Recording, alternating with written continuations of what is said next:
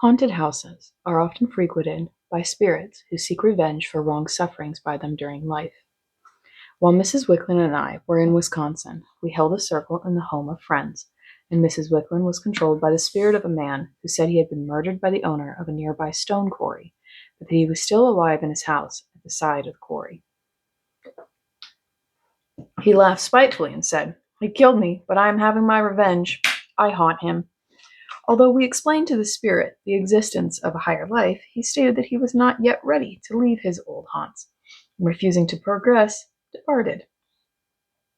Our friends then told us that they had known this man in life, that 10 years before the quarry had been owned by 3 men, one of whom, desiring to own the quarry himself, had bought the holdings of the second man, but the third man, who lived in the house by the quarry, had refused to sell. A few days later, the third man was found dead, and although there was no proof as to the identity of the murderer, there was a strong suspicion in the neighborhood that the first partner was the perpetrator of the crime. As time went on, the owner of the stone quarry developed a strange reluctance to work the quarry, and rumors said that he was haunted by his dead partner. It became common report that the house nearby was haunted, and when our friends had driven there a year before to pick berries, they had an unusual experience. After placing the horse in the empty barn, they noticed some berries in the yard and returned to the barn for a basket, when the horse began to rear wildly and neighed in terror.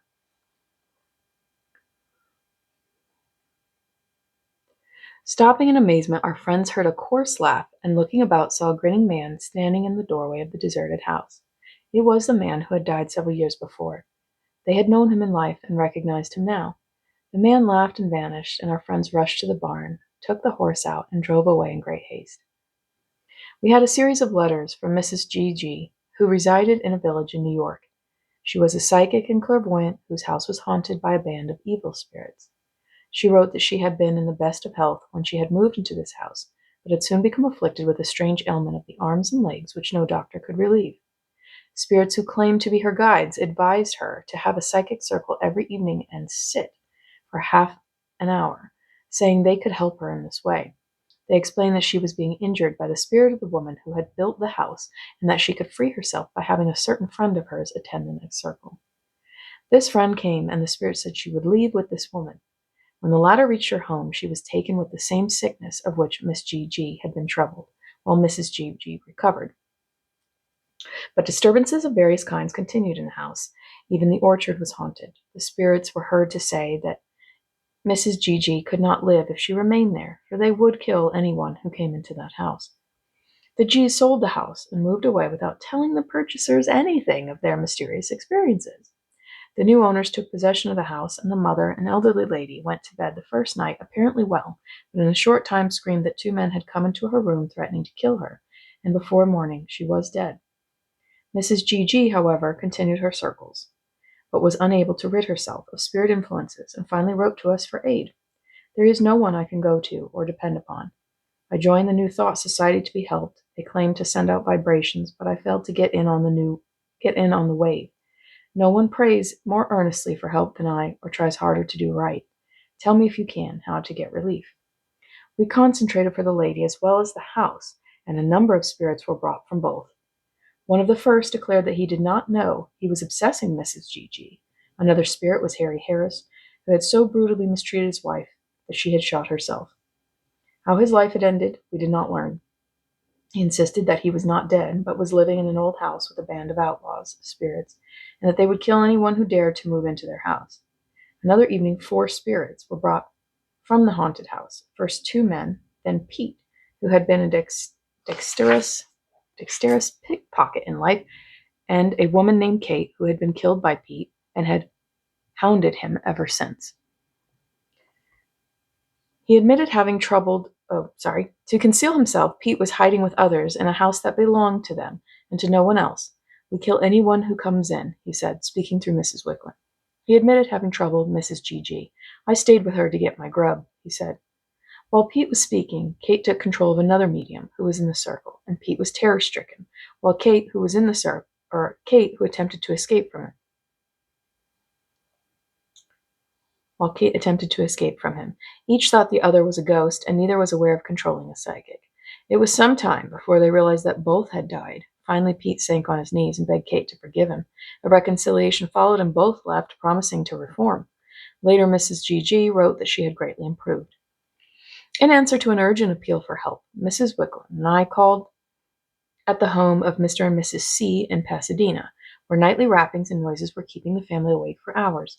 Mr. C. had purchased this house from the children of an elderly lady who died some time before, a fact not known by us until later. The house had been moved to Mr. C.'s lot, remodeled there, and the C's had then moved into it, only to be disturbed by noises of all kinds. Every night between 12 and 4, the door of a closet between two bedrooms was shaken and rattled loudly, and rappings and crackings kept the family awake.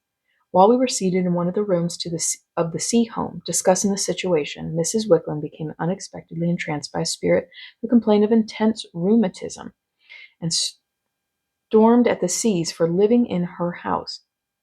"This is my house," she declared peremptorily, "and these people have no business in it. I will chase them out." The controlling spirit proved to be the former owner of the house, and later inquiry bore out the statement that she had suffered severely from rheumatism. She could not realize that she was dead, but insisted that she was still living in her own house, although troubled by intruders. "If I am dead, why am I not in heaven?" she asked. Many explanations at last resulted in understanding and a penitent departure, and in a letter written several months later, Mr. C. stated that all noises had entirely ceased in the house.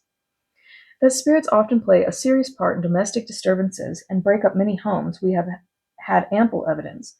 A patient, Mrs. S.L., who was brought to us from a northern state, was the second wife of a Dakota farmer. After the birth of her first child, she developed a tendency to wander away at random, and when brought back and questioned, she could only give vague answers, but always insisted that her husband, a steady, reliable farmer, was faithless to her. When the obsessing spirit was transferred to Mrs. Wicklund, we found that it was none other than the first wife, who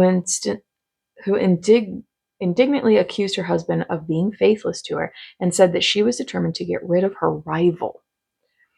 After passing out of the physical body, she had remained on the farm, but she was unaware of her death and did not realize that her rival was her husband's second wife. The spirit, after due explanation and enlightenment, left, and Mrs. S.L. restored to herself and returned to her Dakota home. We had a similar experience with an acquaintance of ours, a gentleman whose first wife had died, leaving him to care for their small son. Later he married again, but before long we noticed that the family life was becoming unhappy, and the culmination came one Sunday morning when the second wife angrily left the house. The husband desolately came to our home, followed presently by the little boy, and although they had never visited us before, they remained for some hours. In the evening the boy returned, and while Mrs. Wicklund was conversing with him, a group of friends, she became controlled by the spirit of a woman who said she was the boy's mother. She had no knowledge of her death and craved longingly to caress her small son, saying, "I want my boy, I want my boy." She then burst forth into a jealous denunciation of her successor and declared she would drive her out of the house. "I chased her away this morning," she exulted.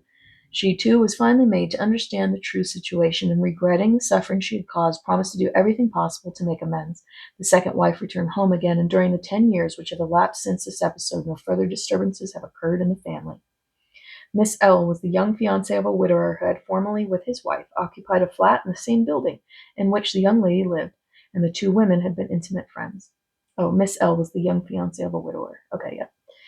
The wife died very suddenly, and some time after her death, the gentleman became engaged to the young lady. Soon after this, the latter began to show mental abnormalities which continually grew worse.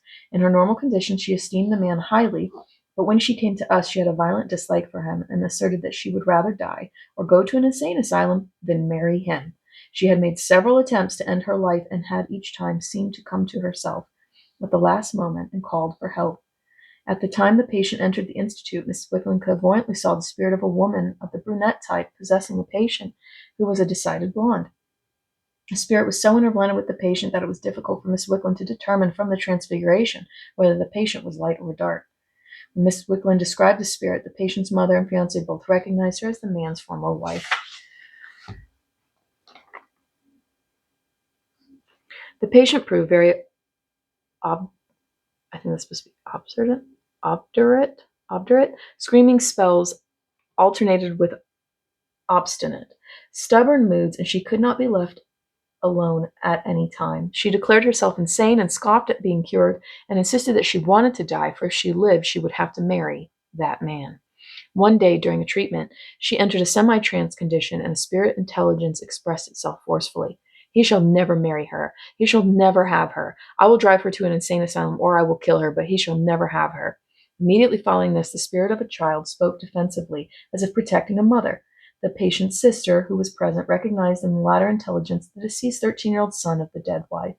The climax came a few days later. The patient had been unusually obstinate and unruly, and very contemptuous of her fiancé when he called. To her fiancé when he called. After strong treatment was administered, the patient became quiet and slept well that night. However, during the night, Mrs. Wickham was greatly troubled by the presence of a spirit who annoyed her until 4 o'clock in the morning, when she became completely entranced by the spirit of the man's former wife.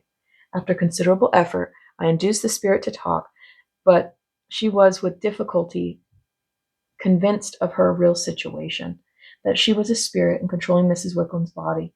She strongly censured both her former husband and our patient for their treachery to her, and repeated her threats against the girl. I will send her to the asylum. I will kill her, she declared. A great deal of argument and persuasion were needed to bring the spirit to repentance, but this was at last accomplished. Upon being asked if her son was with her, she said that she had seen him at times, but that he was dead, and she did not want to have anything to do with him. The spirit was urged to leave the young woman whom she was tormenting, and go with other spirit intelligences to a higher life, of which she showed herself entirely ignorant. Although repentant, she still longed to remain on the earth plane, but finally consented to leave and to cease troubling the patient. Then she suddenly became weak and declared she was dying. This sensation often occurs when spirits realize their actual situation. Sometimes they again experience the physical conditions under which they passed out of their earth bodies. Chills and violent attacks of coughing added to the spirit's distress, and after a painful pseudo-death struggle, she left. These symptoms were recognized by her husband and the patient's mother as corresponding exactly with those manifested by the man's wife at the time of her death from pneumonia. After this, the patient recovered rapidly. Soon she was able to leave the institute, is now well and happily married.